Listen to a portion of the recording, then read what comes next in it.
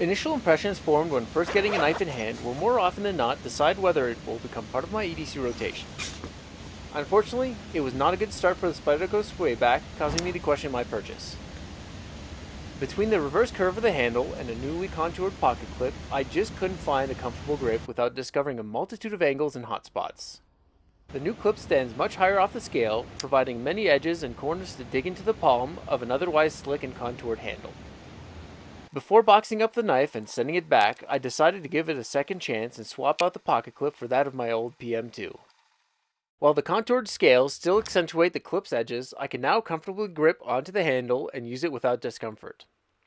After this less than ideal first impression and subsequent modification, this knife has rapidly grown on me, earning a place in my collection.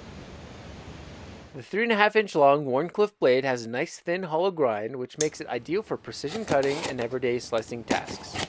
Phosphor bronze washers and a perfectly tuned detent result in buttery smooth opening and drop shut action. While not as immediately accessible as some of Spyderco's other knives, the Swayback's opening hole is recessed into the handle, leading to a slender silhouette.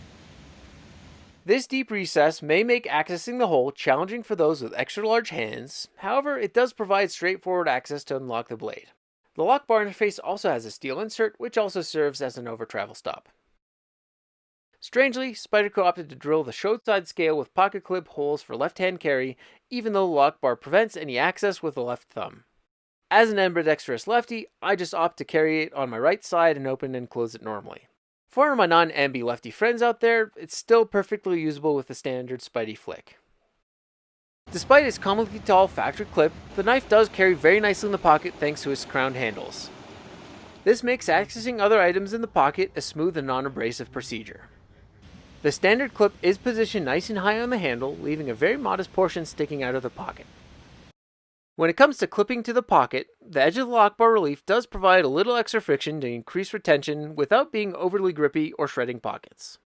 Overall, a less than ideal OEM clip coupled with slightly restrictive access to opening hole and a recurved handle means that this knife will not fit everyone's hands. If possible, I highly recommend checking this knife out in person, as well as ordering a spare clip beforehand to swap out right away. You can order a replacement PM2 clip directly from Spyderco, or select from a wide variety of aftermarket options from companies like MXG Gear or Lynch Northwest. All these factors, coupled with an approximately $275 price tag, will make this a little bit of a hard decision for some, as it did for me.